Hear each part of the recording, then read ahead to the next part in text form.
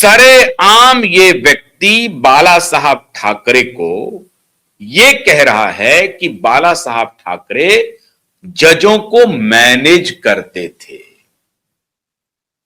समझे बात को? संदेश ये जा रहा है कि जब पिता मैनेज कर सकते थे तो बेटा भी मैनेज कर सकता है, उद्धव ठाकरे भी मैनेज कर सकता है, पोता भी मैनेज कर सकता है। स्ट्रेट अवे ये व्यक्ति कह रहा है कि बाला साहब ठाकरे के फोन पे अमित शाह जी का काम हो गया और वो अमित शाह ने इनकी पार्टी तोड़ दी। फिर दूसरा जिक्र हो रहा है, अभी आ रहे हैं अभी इसके ऊपर, फिर दूसरा जिक्र हो रहा है कि एक बार मोदी जी गए शरद भाऊ पवार से मिलने।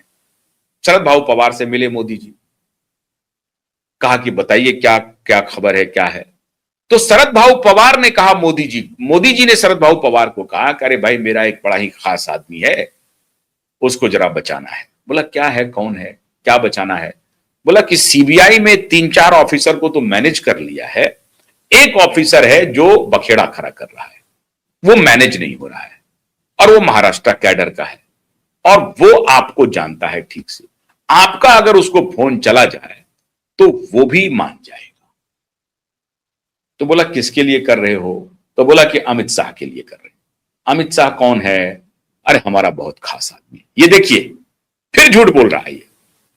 तो मोदी बोल रहे हैं शरद भाऊ पवार को फोन कर दीजिए और फिर शरद भाऊ पवार ने फोन कर दिया, जो भी हुआ। तो 3 ऑफिसर पहले मैनेज था, चौथा मैनेज हो गया, केस खत्म हो गया। क्लियरली इन्होंने 2 इंस्टीट्यूशन को पूरी तरह से ऑन कैमरा कन्फेस कर रहा है। एक जगह तो मोदी मैनेज कर रहे हैं, दूसरी तरफ बाला साहब ठाकरे मैनेज कर रहे हैं, तीसरी तरफ शरद पवार मैनेज कर रहे हैं। मतलब ये कह रहे हैं कि पूरी अदालत, पूरा सीबीआई फोन पर ही चलता है। मतलब ये बनाना रिपब्लिक है बतौर, अब इसमें सत्यता हो सकती है नहीं हो सकती है, लेकिन एक जिम्मेदार सांसद हैं, लॉ मेकर हैं ये, बतौर सांसद ये कह रहे हैं कि हाईकोर्ट जज क्या, और ये कई बार बोल चुके हैं। इन्होंने ही कहा था कि जज के पीछे जो लटका हुआ ना भंगार से लाया है, मतलब कबाड़ी खाने से लाया है, वो जो तराजू है। कौन होता है ये? बोला अभी एक इंटरव्यू में वो कह रहे हैं कि ये तो चमचा है, सारे जज तो चमचा है मोदी के।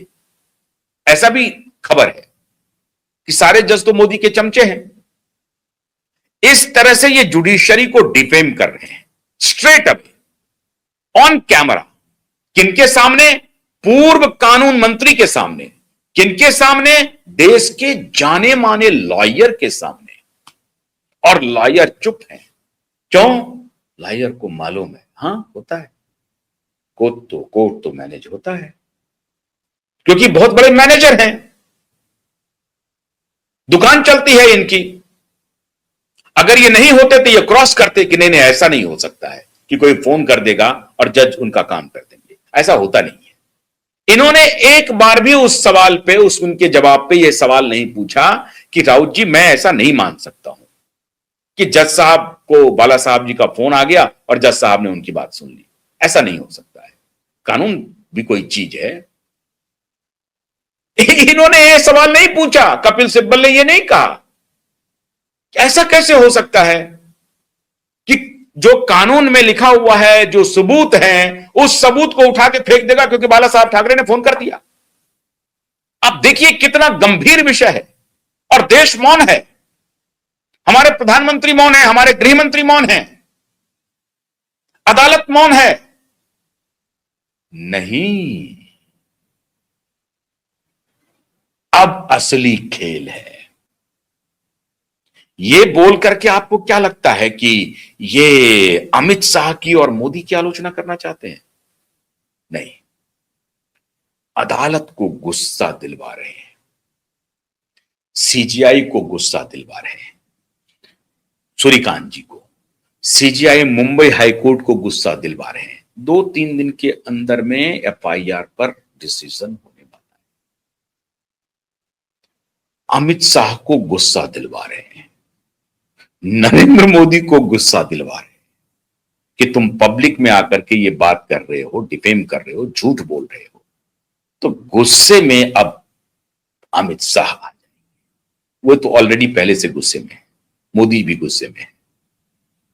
तो कह रहे हैं कि उनको पार्टी तोड़ दिया, शरद पवार ने इनको मदद किया, शरद पवार की पार्टी तोड़ दी, उद्धव के बाला साहब ठाकरे ने मदद किया, उद्धव की पार्टी तोड़ दी। मतलब ये पोर्ट्रे करना चाहते हैं कि अमित शाह और मोदी जो हैं वो कृतज्ञ हैं। जो उपकार किया जब कभी किसी ने, तो उसका आंख में लाज नहीं है, कोई आंख में पानी नहीं बचा है। लेकिन ये कह करके उन्होंने अपना काम कर दिया।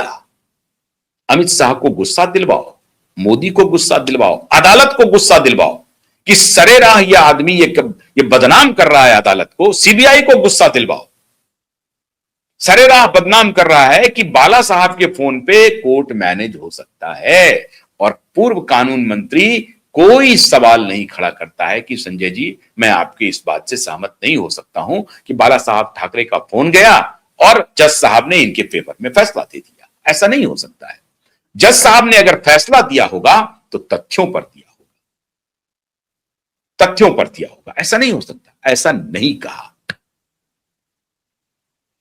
संजय राउत के बारे में महाराष्ट्र की पावर गैलरी कह रही है कि संजय राउत के मन में चल रहा है कि जितना जल्दी ये बाप बेटा जेल जाए उतना जल्दी हम शिवसेना उद्धव पर कब्जा कर लें और अपनी दुकानदारी चलाएं। ये चर्चा है, ये चर्चा है। ये जैसे ये कैमरे पे बोल रहे हैं ना, मैं उन्हीं चर्चा को आपके सामने रख रहा हूं। इनकी मंशा है जितना जल्दी हो जाए। अदालत एक्शन क्यों नहीं ले रही है, अमित शाह एक्शन क्यों नहीं ले रहे, तो उनको भड़काओ, उनको आग लगाओ। टाइमिंग बहुत सही चुना है, सही चुना है टाइमिंग, ताकि अदालत को गुस्सा आए कि अच्छा मैनेज होता था, अदालत को बदनाम कर रहे हो। ये खेल है। दूसरा जो प्रकरण मैंने कहा था कि दो बड़ी बात है, उस पर एक अलग से हमको लगता है कि डिटेल वीडियो बनाना पड़ेगा क्योंकि वक्त ज्यादा हो गया है। रूपाली चाकनकर को लेकर के एक बड़ी खबर है, उस पर मैं अलग से वीडियो बनाऊंगा, कल बहुत डिटेल में बनाऊंगा। तो आज मैं आपको जो बताना चाह रहा था कि श्रीमान संजय राउत ने तैयारी कर ली है आदित्य ठाकरे को जेल भेजने की। ये पावर गैलरी में चर्चा है, चर्चा आम है, तथ्य आपके सामने है। तो हितैषी बन करके कैसे अहित किया जाता है, ये पॉलिटिक्स में अगर सीखना है तो श्रीमान संजय राउत से सीखिए।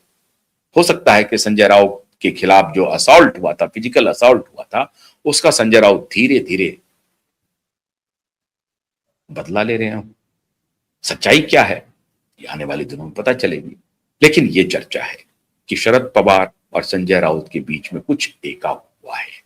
क्या है नहीं है ये आने वाला वक्त बताएगा। बहुत बहुत शुक्रिया, नमस्कार।